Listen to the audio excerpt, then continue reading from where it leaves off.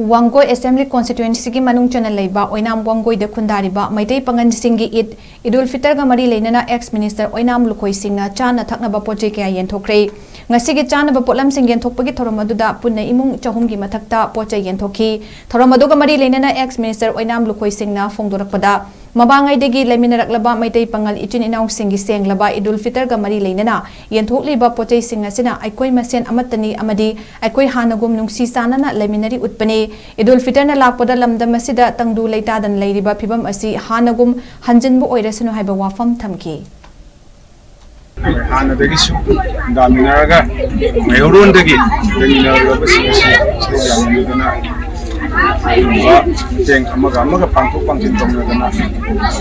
ben chawo ono bo yaura sina bogi simboli boy bodu ba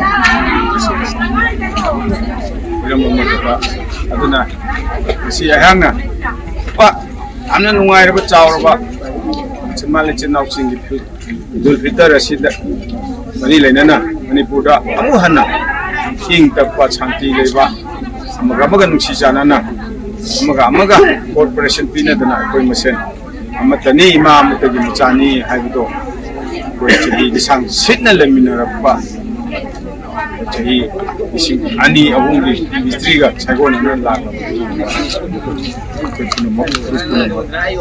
ing kapna leiba